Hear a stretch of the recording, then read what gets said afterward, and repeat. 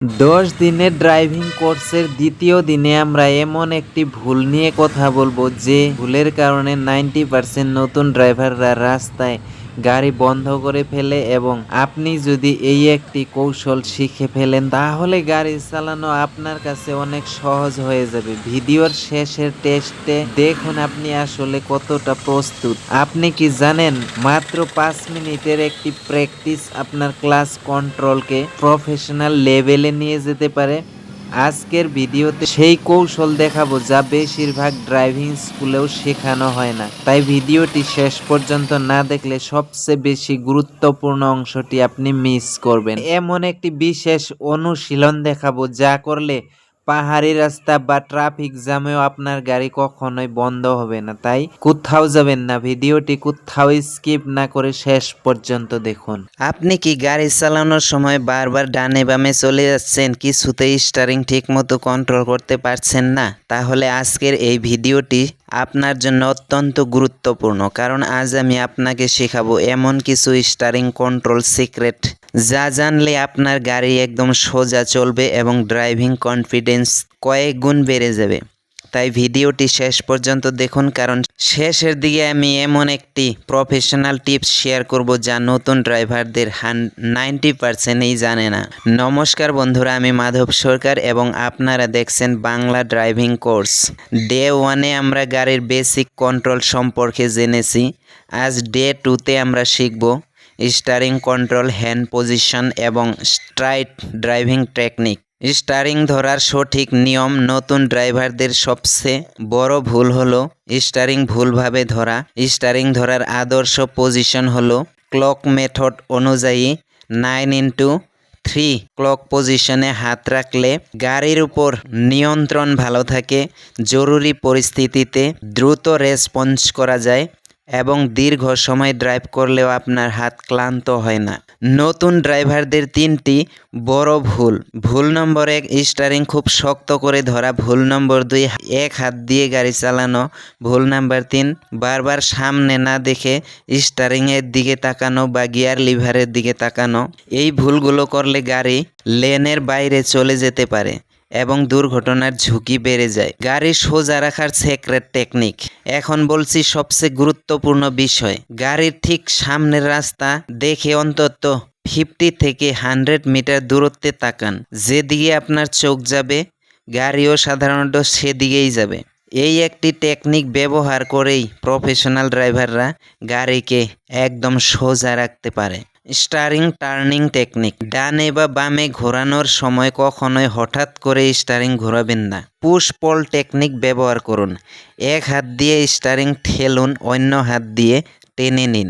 এতে গাড়ি অনেক স্মুথভাবে টার্ন নিবে এবং প্রফেশনাল ড্রাইভাররা সবসময় রাস্তার অনেক দূরে নজর রাখেন এবং ছোট ছোট স্টিয়ারিং কারেকশন করেন। তারা কখনোই বড় বড় স্টিয়ারিং মুভমেন্ট করেন না।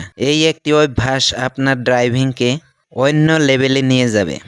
আপনার ড্রাইভিং শেখার সময় সবচেয়ে বড় সমস্যা কোনটি? 1 number steering control, 2 number gear পরিবর্তন, 3 নাম্বার ক্লাচ কন্ট্রোল, 4 নাম্বার ট্রাফিকে ড্রাইভিং। এখন কমেন্ট করে আপনি জানান। আমি প্রত্যেকটি কমেন্ট পড়ি এবং আপনার সমস্যার উপর আলাদা ভিডিও তৈরি করব।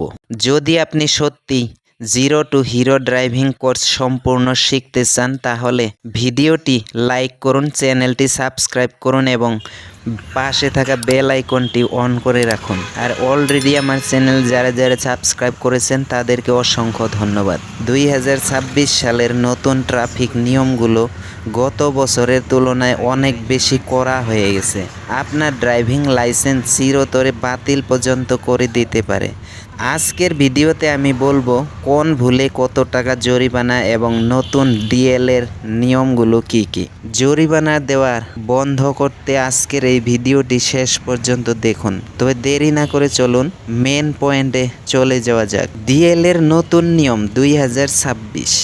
এখান থেকে লার্নার বা পার্মানেন্ট লাইসেন্সের জন্য বারবার আরটিওতে যাওয়ার ঝামেলা কমছে, কিন্তু টেস্ট আরও কঠিন হয়ে গেছে। 2026 সালের নিয়ম অনুযায়ী এখন অনেক প্রাইভেট ড্রাইভিং স্কুলেও আপনি টেস্ট দিতে পারবেন, তবে মনে রাখবেন অটোমেটেড ট্র্যাকিং সিস্টেমের মাধ্যমে আপনার ড্রাইভিং স্কিল চেক করা হবে। এখানে কোনো সুপারিশ চলবে না।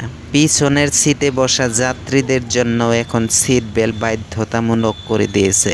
বড় অঙ্কের জরিমানা, মদ্য অবস্থায় গাড়ি চালানো, 15,000 টাকা পর্যন্ত ফাইন এবং 6 মাস জেল। ওভার স্পিডিং 2,000 থেকে 5,000 টাকা পর্যন্ত ফাইন। অ্যাম্বুলেন্সকে রাস্তা না দেওয়া সরাসরি 10,000 টাকা পর্যন্ত জরিমানা হতে পারে। ড্রাইভিংয়ের সময় মোবাইল ফোন ব্যবহার করলে 5,000 টাকা জরিমানা।